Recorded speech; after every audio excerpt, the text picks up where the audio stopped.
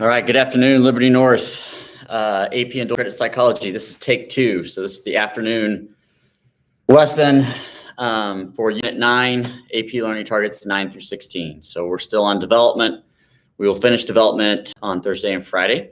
Okay, so again, just a reminder, and seniors again, especially this time of year, as the number of days start counting down. So just make sure you're keeping track and keeping up with your define and applies and your code words, okay? And then also don't forget you need to be working on your journal critique, which I'm going to put up on the board, which again is due on March 31st. So got a couple of things that you need to be doing when you're not in class. So just make sure you're keeping up as we continue to move along and try to get everything in this year, which right now we're in great shape. So we'll enter our last 3 units here, starting the second week of March. So should be in pretty good shape, okay?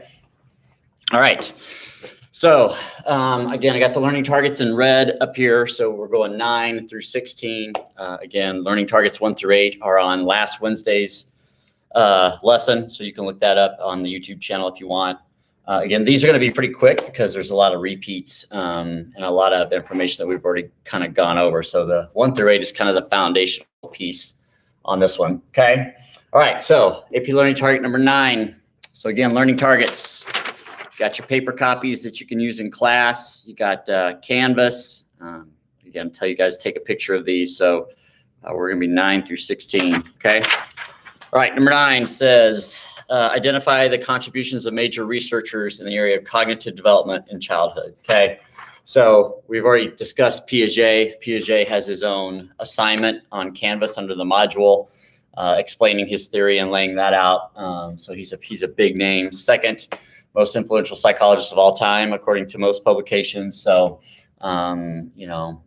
he's a prodigy. He's an amazing theorist. So again, make sure you know his theories again. All right. And then Lev Vygotsky, which I already gave you when we did learning targets 1 through 8. But he is also a critical cognitive psychologist who studied how child's minds develop.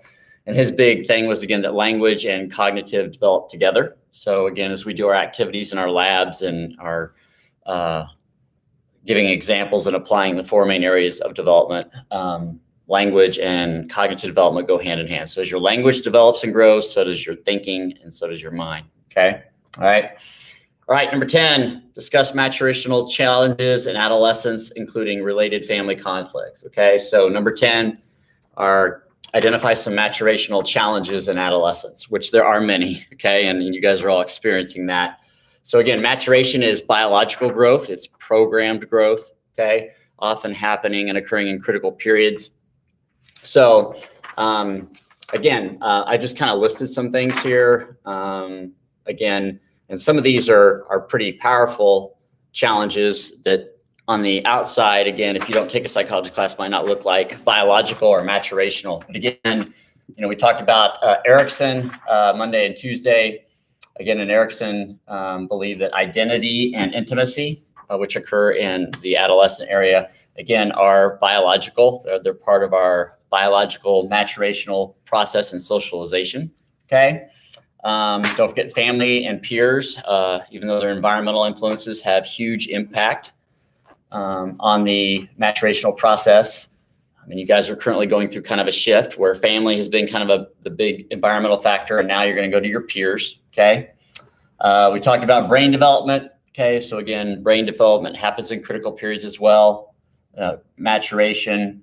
So if there's anything that happens there that could influence that, good or bad, or make it speed up or slow down. Okay. And then again, the new one here, which you guys all aware of, is that, adolescence is probably, it's been described in many ways, probably, is one of the most turbulent internal times that you'll have, just because of the hormonal changes are just the most that you will ever experience in adolescence. So, that you guys are all experiencing those big changes, which then kind of, influence everything else. So yeah, combined, those are just some examples there. You could probably think of your own based on what we've talked about. Okay.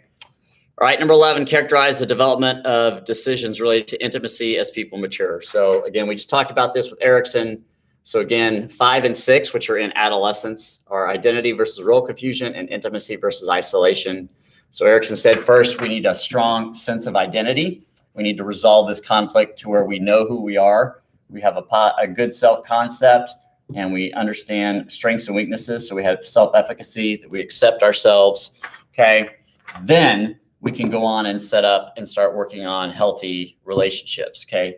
But we need identity first during that socialization process before we can actually create, maintain healthy, positive relationships, okay, which leads to intimacy. So I think number 11, again, just keep the order of 5 and 6 in mind. I need identity first, okay? I need to understand who I am and accept that person, okay? And then that allows me to develop healthy relationships. Again, some theories have these two switched, but we're going to stick with Erickson here for number 11, okay? Number 12, predict the physical and cognitive changes that emerge through the lifespan, including steps that can be taken to maximize function. So again, 2 categories here, physical and cognitive development. So again, just know both occur in development through maturation. Again, you guys, our physical development keeps going, fine, gross, motor. And that will occur all the way up through, a lot of scientists believe, up to the beginning 30s, right? When we kind of reach our physical peak there. Cognitive development, most people believe now, kind of goes through age 25, right? When the brain is developed. So, these are long lasting processes and changes. And then of course, at age 40, we start to decline slowly but surely, physically and cognitively. So, you're pretty much developing and growing all the way up through age 25 to 30. And then you kind of have 10 years there in which you level out, and then you kind of start a steady decline, okay? All right, and then the key to keeping these healthy is just to use them and utilize them. So don't become stagnant in your, physical and cognitive activity. We talked about Alzheimer's and dementia, but make sure you're, exercising your body and exercising your mind, utilizing them, stay active, stay mentally active and engaged. Right, so that the more you use both of those, the more better it will be based on current science, okay? All right, 13, identify the contributions of key researchers in the area of adult and aging, and that's going to be Erickson, okay? So they want you to know Erickson there and his psychosocial development, especially, again, stages 5 and 6, going back up here, identity versus role confusion, intimacy versus isolation, and then also in adulthood, you have integrity versus despair. Okay, so his 8th stage there is, again, if we get to towards the end of our lives and we have peace, satisfaction, contentment, we're going to have integrity. But if we, again, have any of those previous 7 conflicts unresolved, or we're compensating for them, we need to go back and resolve those, or we're going to have despair, and then we're going to have a midlife crisis. Okay, we'll compromise and compensate. Okay. All right, so let's move over here. Talk about some moral development. Okay, so number 14 is historic names and moral development. Lawrence Kohlberg, which I've already given you, okay, and then Carol Gilligan, which I think I left off actually, so she would be one that you need to add. So Lawrence Kohlberg developed his moral development theory, which we're going to look at in AP Learning Target 15, okay? He also worked along with Piaget. So again, Piaget in the formal operation stage said that's where we start to develop our morals. So it's a cognitive ability and issue. Kohlberg would agree with that. So it's like you can take Kohlberg's theory and stick it into formal operations with Piaget, but they worked together quite well, had a lot of the same views on cognitive development. Carol Gilligan is actually the first person to come out with research and verify and study that actually males and females, while they go through the stages in the same order, they'll go through them at different times, and that the female brain is set up to actually kind of develop morals and moral reasoning faster and a little bit earlier than the males, okay, which we would say is true based on neuroscience and what we have today. So a lot of big findings. So again, that's also a great example for AP Learning Target number 16, which, how does sex and gender impact socialization and development? here's a great example of biologically and physically, girls are just set up to relate better to developing morals and seem to have kind of their basic foundation set a lot earlier than males. Okay. All right. AP learning target number 15, compare and contrast models of moral development. So the big one they want you to know here is Kohlberg's moral development theory, which actually has 3 levels and 6 stages. The levels are pre-conventional, conventional, and post-conventional. This would be higher moral reasoning. This would be lower moral reasoning. Okay. And now just to summarize this theory, as we develop our cognitive development, and then, as we move on socially and as we socialize, we're going to advance into these 3 levels. But again, you don't have to get up here. So, and it's not bound by ages. So it's not like you just move up. Kohlberg's going to say you could be an adult and morally reason at the pre-conventional level. You could also be a child and morally reason at the post-conventional level. Okay. So age doesn't determine you moving up. It's purely how you think and how you view and kind of how you form your moral reasoning. Okay. Pre-conventional basically means that your moral reasoning is focused around you and how things impact you. Conventional means that I start to kind of expand my sphere of influence a little bit. So now I'm not just worried about how things affect me, but I'm also worried about how things affect kind of the people that I mainly interact with. So my circle, so my family, my friends, so on and so forth. And then post-conventional is when you expand your moral reasoning to include not only yourself, the people that are close to you, but also just the general universal roles of all humanity, humankind. So again, a great example would be at Liberty North, if you're just concerned how rules impact you, how they impact you and your close friends, and then how they impact every student at Liberty North High School, okay? And then even students in other states at other high schools and so on and so forth, okay? Now, what Kohlberg did is he created the moral dilemma, which are very famous, and we've encountered some of those when we've done our Book of Questions activity. But basically, they're tough situations or scenarios in which there isn't really a good answer, but you have to pick one, okay? And then you have to give the reason why you picked it, okay? So Kohlberg would give these moral dilemmas. I think there's 16 moral dilemmas. There's more than that, but I think there's mainly 16, and he would rotate them in, and then you would have to answer these moral dilemmas and then specifically explain why you answered it the way you did. And then your reasons would put you here, not your choices, because either choice could be explained in any of the 3 levels. So you would just have to explain which choice you make and then why. And the why would kind of put you here.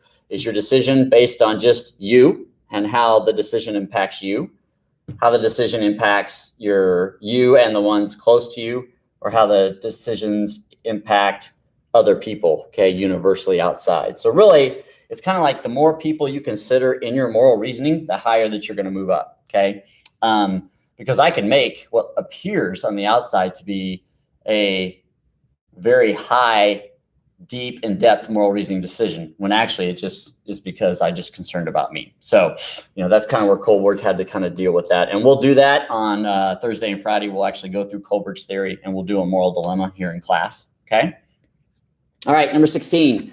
Describe how sex and gender influence socialization and other aspects of development. So again, a great example would be moral development, but sex and gender, which are again created by culture, right? And our labels, okay, based on physical aspects, social aspects, cognitive aspects, okay? But they have impact and can impact the process and timing of development in these areas, okay? So we've really looked at cognitive, moral, physical, and social development, okay? Now, again, keep in mind that these are maturational developmental processes, which means that biologically it's in the same order. It's pre-programmed, but you can affect how we process through it and the timing of that based on environmental cues, based on also biological cues, okay? So I'm trying to think of another example that we've done like with Erickson. Erickson's gonna kind of lump this with where you guys are now. Erickson's gonna kind of put this in identity. So again, relating to your sex and your gender is going to be part of your identity, okay, which again can impact your socialization process. Okay, again, girls tend to develop morally faster and socially a little bit faster. Okay, and then I'm going back to Piaget. Okay, so again, it can impact cognitive development, your thinking processes and things like that, okay, with different abilities that we have in there, okay? All right, so just know that they're big impacts. They're part of your culture, which can impact development process, and timing, okay? All right, again, so just make sure you're keeping up. That's gonna be the end of the AP Learning Targets for Unit 9. Again, they are also on the module. I put the pics of all these notes up here, which they'll also be on the board for the next 2 days. So we'll finish Unit 9 Thursday and Friday, and then next week we start personality. Okay, so again, keep up with your define and applies. Don't get too far behind with your code words, and then make sure you're working on your journal critique, which I've gotten a few today. So again, if you have questions, I'll be on Zoom. I actually have to go to tutoring at 1:40. But should be on Zoom till about 3 o'clock or so, 3:15ish until I head to golf practice. Okay, so if you have questions, find me on Zoom or email me, and have a good virtual Wednesday.